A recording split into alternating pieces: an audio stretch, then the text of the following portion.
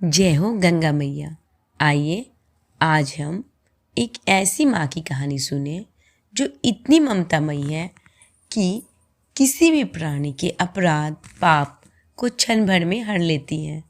अपने पुत्रों भक्तों की हर पापों हर कष्टों को मिटा देती है। वो है हमारी गंगा मैया।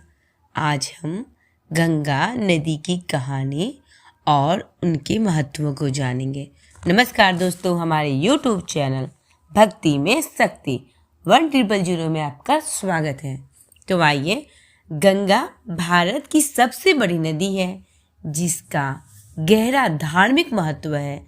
इसे कई नामों से जाना जाता है, जिनमें जाह्नवी, गंगे, शुभ्रा, सप्तेश्वरी, निकिता, भागीरथी, अलकनंदा और विष्णुपदी शामिल हैं। पवित्र नदी गंगा चिरस्थायी दिव्यता की बराबरी कोई नहीं कर सकता।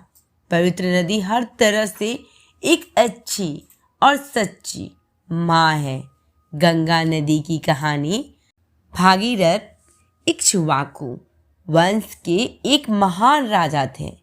वह स्वर्ग से गंगा नदी को पृथ्वी पर लाए, क्योंकि केवल वही भागीरथ के पूर्वजों को निर्वाण प्रदान कर सकती थी, जिन्हें ऋषि कपिला ने श्राप दिया था।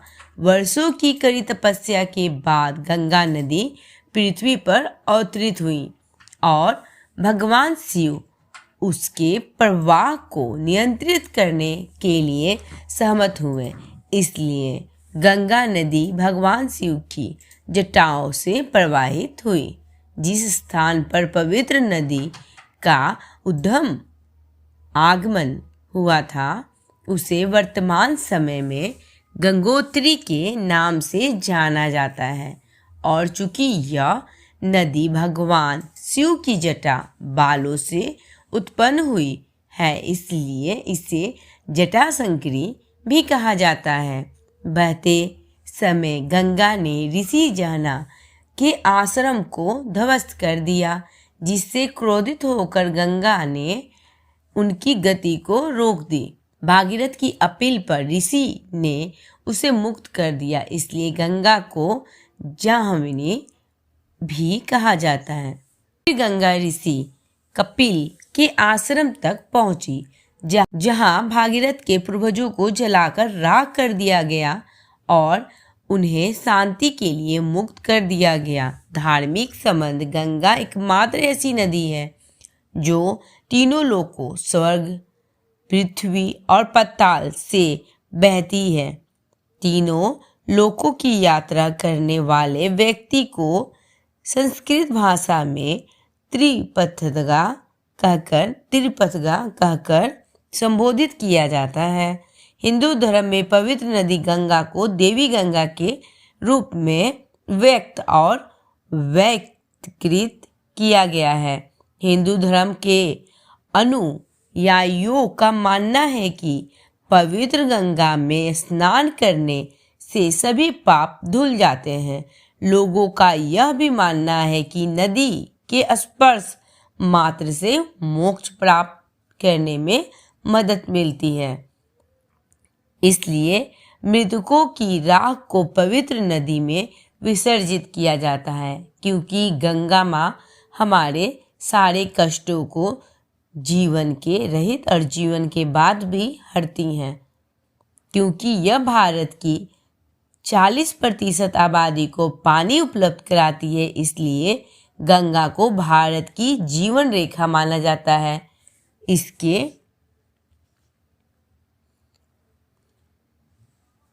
अतिरिक्त यह विभिन्न प्रकार की फसलों के लिए सिंचाई का एक स्रोत है।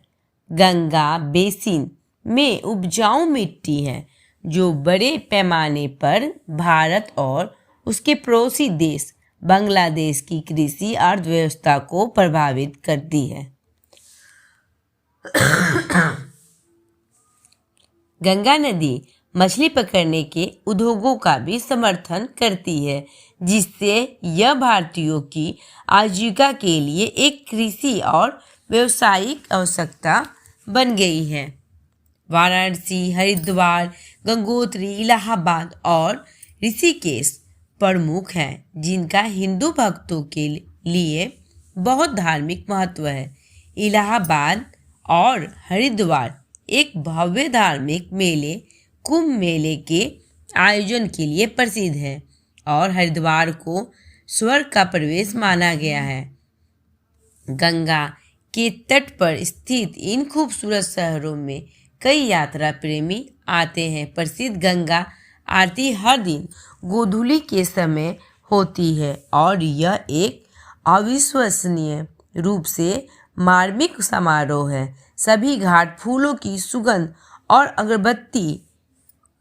अगरबत्तियों की सुगंध से भर जाते हैं। कई पुजारी दीपन लेकर भजन की लयबद्ध धुन में इसे ऊपर नीचे घुमाकर यह अनुष्ठान करते हैं। कई श्रोता यात्रियों ने बताया है कि आरती उनके भारतीय अनुभव का एक गहन आकर्षक थी और हम सहमत हैं।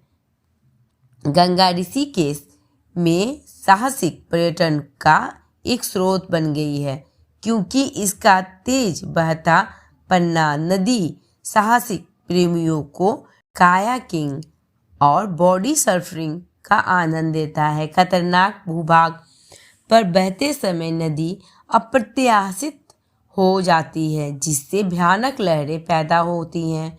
धीमी नावें भी उपलब्ध हैं जो यात्रियों को सुंदर दृश्यों को देखने और भारतीय संस्कृति और परंपराओं का अवलोकन करने की अनुमति देती है।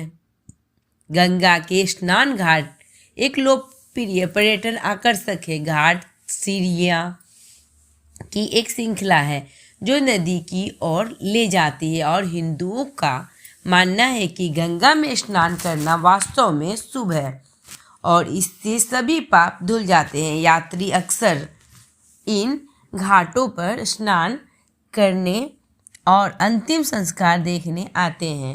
अंत्येष्टि घाट वह स्थान है जहां परिवार अपने प्रियजनों के शवों का अंतिम संस्कार करने के लिए इकट्ठा होते हैं।